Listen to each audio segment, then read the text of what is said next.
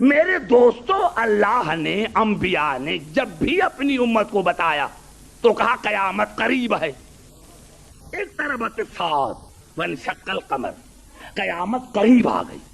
اذا وقعت الواقعہ، عربی کا قانون ہے کہ جب مستقبل کے لیے ماضی کا صیغہ آئے تو اسے مراد یقینی ہے. اذا وقعت الواقعہ، قیامت ہو گئی، حالانکہ ابھی آئی نہیں، لیکن اللہ نے ماضی کا صیغہ استعمال کر کے بتایا کہ یہ یقینی ہے. ہر منزل پر اللہ نے قرآن میں کہا کہ قیامت قریب ہے. انبیاء نے اپنی امتوں کو بتایا کہ قیامت قریب ہے، قیامت قریب ہے. لیکن جس کو اللہ نے قریب کہا، ہزارہ برس گزر گئے، ابھی تک نہیں آئی. جملہ کہنا چاہتا ہوں اور انشاءاللہ سارے سمجھیں گے. یعنی اللہ نے کہا قیامت قریب ہے، انبیاء نے کہا قیامت قریب ہے، رسول نے فرمایا قیامت قریب ہے، ائمہ نے فرمایا قیامت قریب ہے. لیکن اس کا قریب اتنا دور ہے،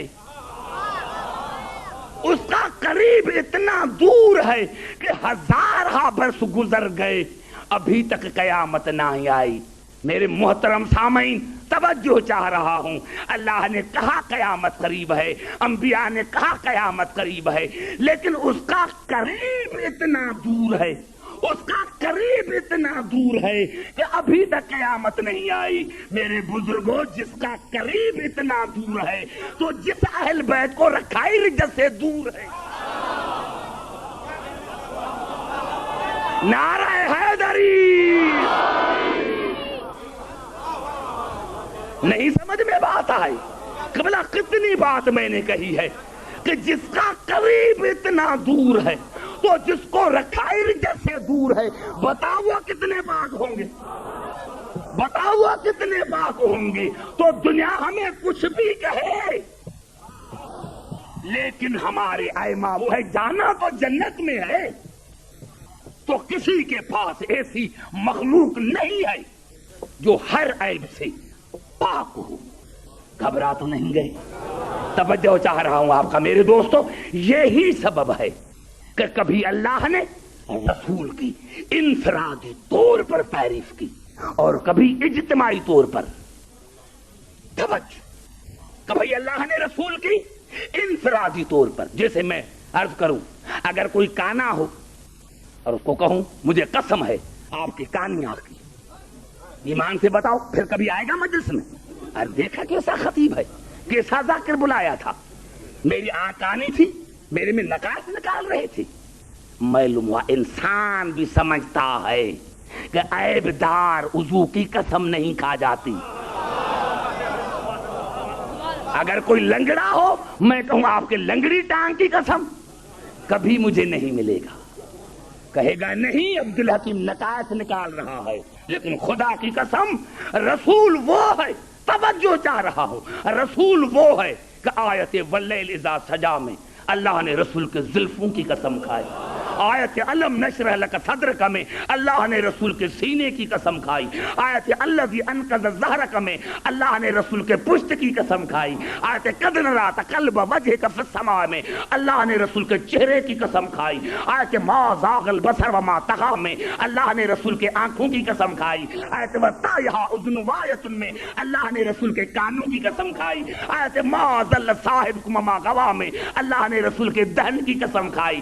آیت فانما یسرنا بلسانک میں اللہ نے رسول کی زبان کی قسم کھائی. آیت وما رمیت اذ رمیت ولکن اللہ رمی میں اللہ نے رسول کے ہاتھوں کی قسم کھائی. آیت ما کذب الفؤاد ما رأى میں اللہ نے رسول کے دل کی قسم کھائی. آیت نزل بروح الامین اللہ قلبک میں اللہ نے رسول کے قلب کی قسم کھائی. آیت طٰہٰ ما انزلنا علیک القرآن لتشقیٰ میں اللہ نے رسول کے پاؤں کی قسم کھائی. آیت ثم دنا فتدلی میں اللہ نے رسول کے قدموں کی قسم کھائی. آیت فلا اقسم بہذا البلد وانت حل بہذا البلد میں اللہ نے رسول کے پورے وجود کی قسم کھائی. آیت الامر میں اللہ نے رسول کی پوری زندگی کی قسم کھائی. آیت نون والقلم میں اللہ نے رسول کے دماغ کی قسم کھائی. اور آیت سنقرئک فلا تنسیٰ میں اللہ نے رسول کے حافظے کی قسم کھا کر دنیا کو بتایا کہ میرا رسول عصیان سے، نسیان سے، ہدیان سے پاک ہے.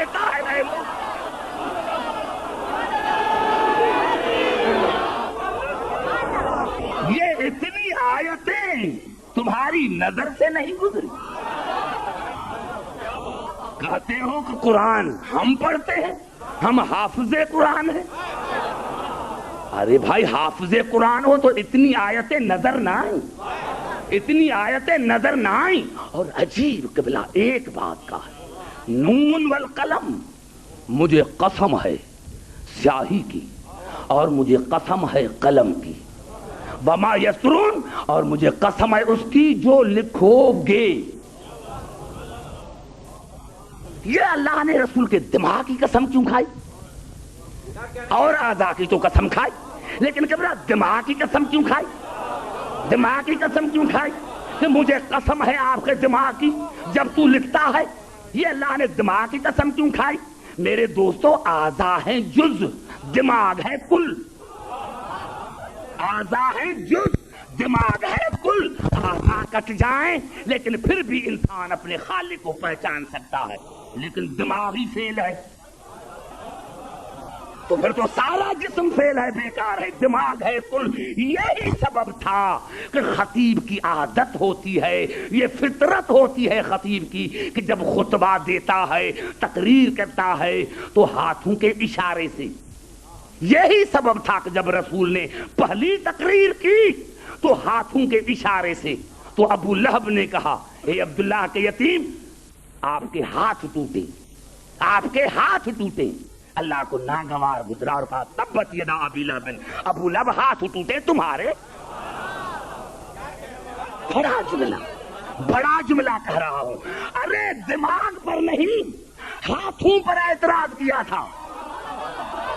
ارے جو رسول کے ہاتھوں پر اعتراض کرے وہ ہے ابو لہب، تو جو دماغ پر اعتراض کرے، نعرہ حیدری۔ کبھی اللہ نے انفرادی طور پر رسول کے اعضاء کی تعریف کی اور قسمیں کھائی، اور کبھی اجتماعی طور پر سورت یونس میں ارشاد ہوا وما تکونوا فی شان وما تتلو منہ من قرآن ولا تعملون من عمل الا کنا علیکم شہودا اذ تفیضون فیہ۔